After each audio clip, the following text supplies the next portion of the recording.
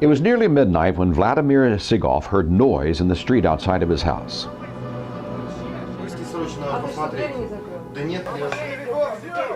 Suddenly there came a pounding at his door. Then they crashed in. 15 young men, drunk, wielding axes and clubs, charged through the door. Vladimir and his family had begun working in Gorodok, Belarus as part of a massive church planting project a couple of months before, and they'd just begun an evangelistic series. Vladimir was calm as he met the mob, and he asked why they were visiting him. "You are sectarians. Why are you trying to involve us in your faith?" they responded, followed by a stream of rudeness and threats. One of the young men raised his axe and started for a window of the small house church purchased not very long before. But Vladimir simply asked the man not to do it, and he stopped. Vladimir's wife heard the commotion and came to the door. She also asked the crowd to calm down. But they shouted, "Clear out now! We don't want your sect in our city!" She responded that they forced no one to listen, but her answer didn't satisfy them. She slipped back inside to call the police. She could not reach the police, so she dropped to her knees in prayer, asking God to intervene. As his wife prayed, Vladimir continued to talk with the group, and finally invited them to come back for tea the next day. They said they would indeed return. And at 7 in the evening, 9 people showed up at their door. Vladimir invited them into his home and showed them a video, and afterward he began to tell them of his experience in coming to God. Over tea, they talked late into the night. When the group finally left, some accepted the literature that Vladimir offered and even promised to attend the evangelistic program. All of them apologized for their behavior the night before. That's a day in the life of a global mission pioneer who is planting churches in the former Soviet Union. You know, it wasn't so long ago that everyone in this area of the world, like Vladimir, were afraid of that knock on the door. Those were the times when we secretly hand-typed devotional books and other literature that was banned under communism. When that knock on the door came, it often meant prison or exile for the people inside. In some places, these fears are still very real today. There are many who would like to stop the spread of religion, and some people who would stop any other religion except their own. And yet, like Vladimir, our global mission pioneers press on. Who are these dedicated young people? Jeff Scoggins is working with them, and he will tell you a little about the group Vladimir belongs to. Adventists in the former Soviet Union asked 300 young people, volunteers, to become full-time church planters in their home countries. And just days before they were to come to Zalksky Seminary to begin their training, many of them left in a fashion reminiscent of Jesus asking his disciples. They dropped everything and followed. This wasn't a short-term mission call, this was for life. These young people were training to become full-fledged pastors in the congregations they began. Now, these weren't to be typical congregations. These were going to be small group driven congregations. Not a group of people supporting the ministry of one pastor, but one pastor supporting the ministry of many people. And this model has been started in 300 areas of the former Soviet Union. This is Global Mission's one and only focus: reaching unreached people in areas where they have not yet accepted the good news of Jesus Christ.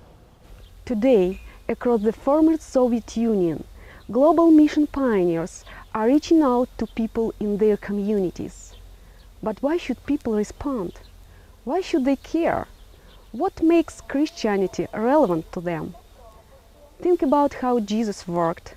He met people where they were and with something they needed. That's the kind of church our global mission pioneers are trying to build in their communities. They are striving to build groups that exhibit the characteristics of the New Testament church, not by just a few paid ministers, but by every single member working to bring Jesus to the people immediately around them. That is what makes Christianity relevant to people. Think about this. There are 250 million people in the former Soviet Union. You might ask, what can 300 do for so many? Well, Jesus started with just 12, and look what happened. These global mission pioneers, they have a plan.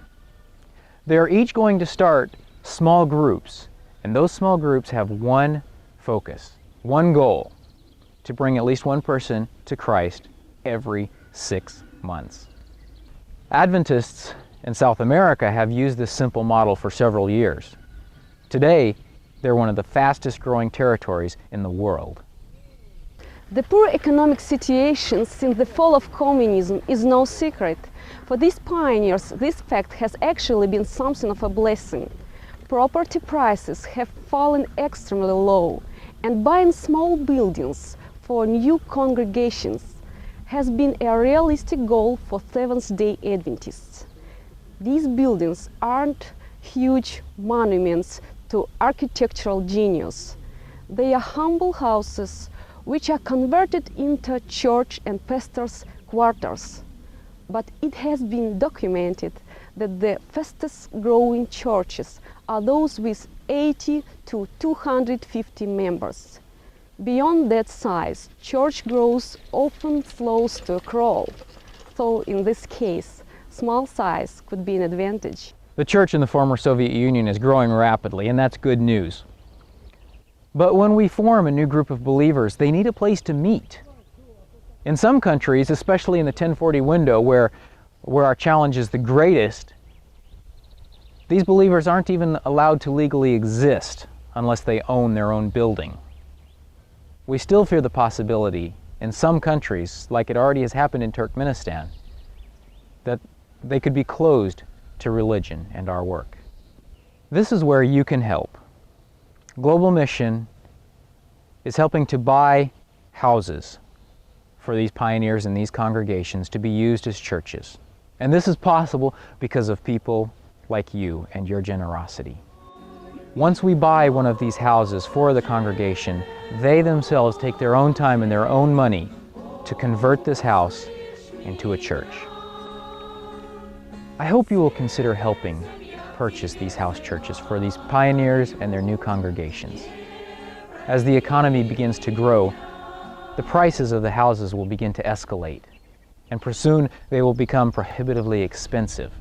Please pray for these dedicated young people in the former Soviet Union. Only the power of the Holy Spirit can turn their dreams into vibrant congregations.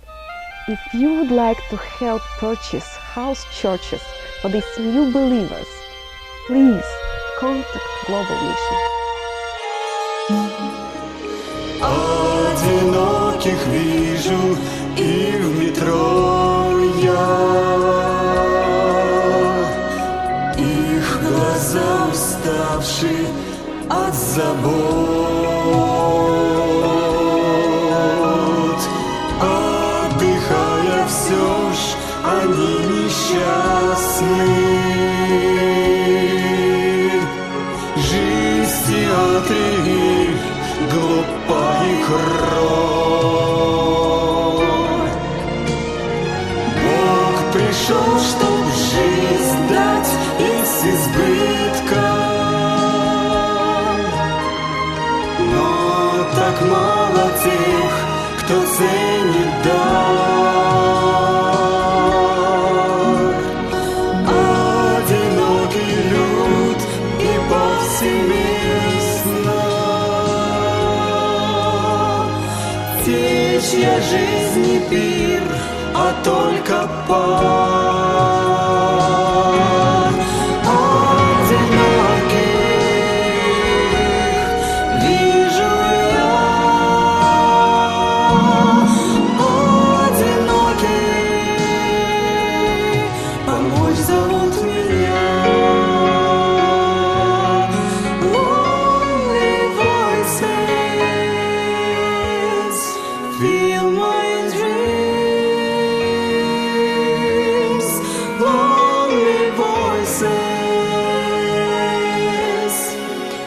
with my memory. They're calling out to me.